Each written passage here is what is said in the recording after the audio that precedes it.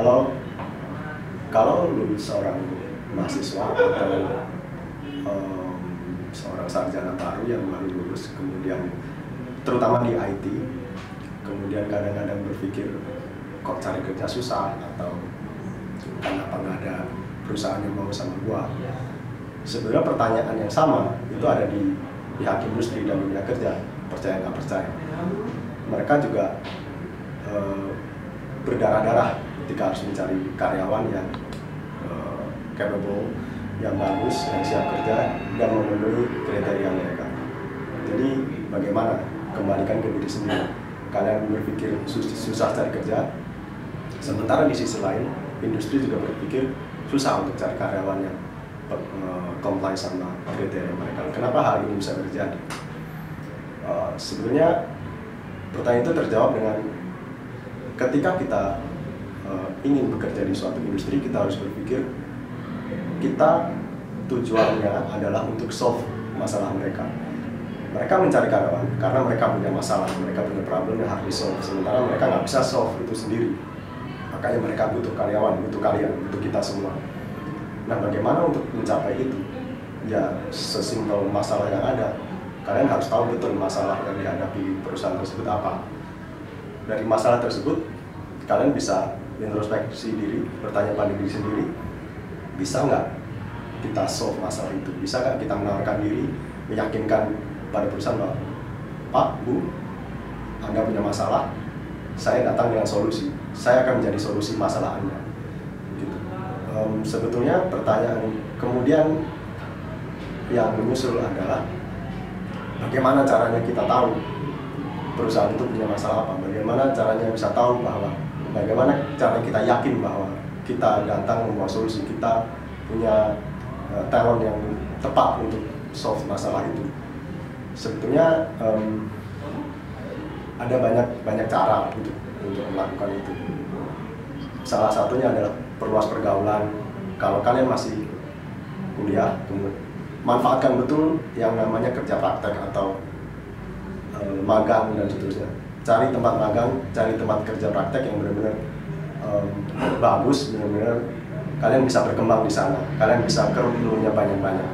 Dengan demikian kalian bisa berkalibrasi dengan dunia kerja, kalian tahu betul masalah yang dihadapi, terutama sekali di dunia IT, karena dunia itu sangat dinamis, berkembangnya cepat sekali. Kalau kalian tetap membaca buku yang diterbitkan 10 tahun yang lalu, kalian akan ketinggalan zaman dan ya kembali lagi nggak akan ada yang mau gitu, dalam tanda kutip. Kemudian contohnya ketika saya harus merekrut seorang tenaga IT, biasanya yang akan saya tidak percaya pada dua hal. Yang pertama, saya nggak terlalu percaya pada yang kalian tulis di CV.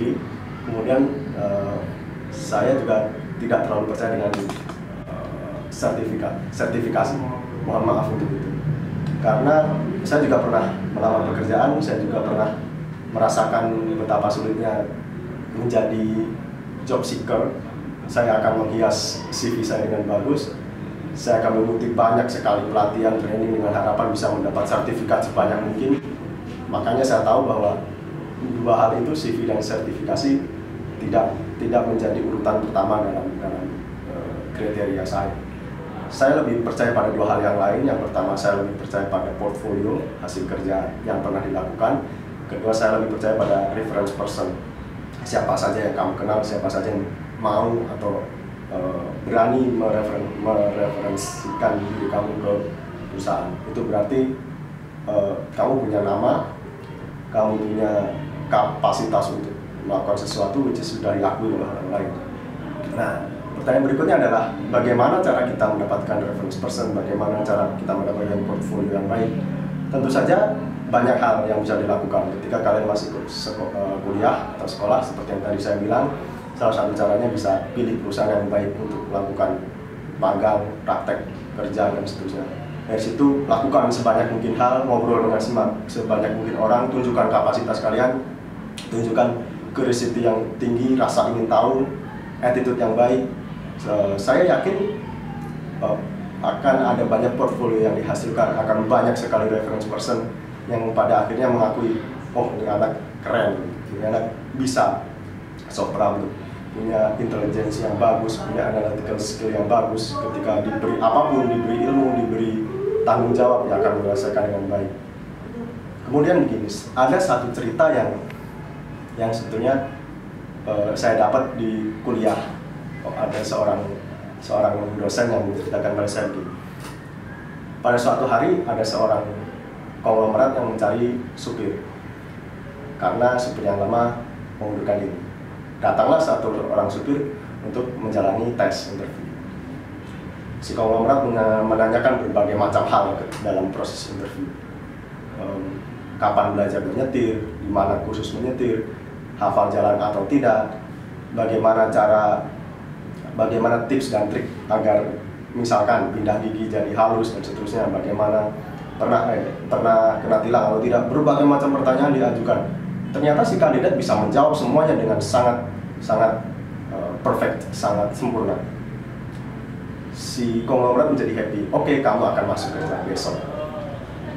Ketika si supir baru ini masuk kerja, 1 hari 2 hari si konglomerat sudah merasakan servisnya, barulah sadar si konglomerat ini bahwa anjir, gua salah rekrut.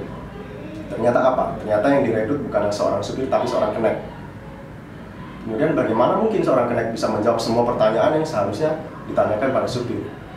Simple, karena kenek setiap hari bekerja bersama supir. Dia tahu semua yang dilakukan supir, dia tahu jalan berpikir supir. Satu-satunya hal yang membedakan antara kenek dan supir adalah supir sudah melakukan, sedangkan kenek hanya melihat, hanya membagi pengalaman, tapi dia nggak melakukan.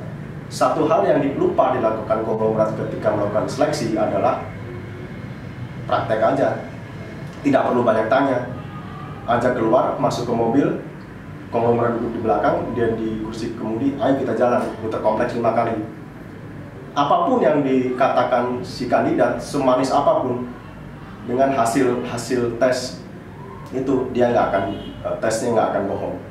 Seperti itu analogi ketika kamu datang melamar, datang interview di industri manapun kamu mencari kerja, pastikan kamu punya sesuatu untuk ditawarkan. Pastikan ketika kamu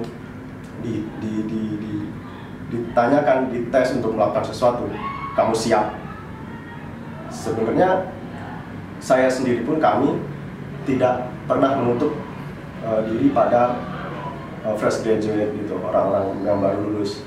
Kami hanya mencari orang-orang yang mau belajar, kami mencari orang-orang yang punya attitude yang baik, punya analytical skill yang baik, dan seterusnya. Karena dengan begitu, apapun yang diberikan, dia akan melakukan dengan penuh tanggung jawab, dia akan cepat belajar, dia punya attitude yang baik, which is bisa bergaul dengan baik dengan lingkungannya, bisa beradaptasi dengan cepat. Maka proses belajar pun, proses kamu punya portfolio yang bagus akan berjalan dengan baik. Itu aja. Jadi menurut saya, silahkan introspeksi diri, silahkan banyak mulai buka pergaulan lebar-lebar, datang sebanyak mungkin ke acara-acara meet up, gathering, bertemu dengan semakin banyak orang, berbincang,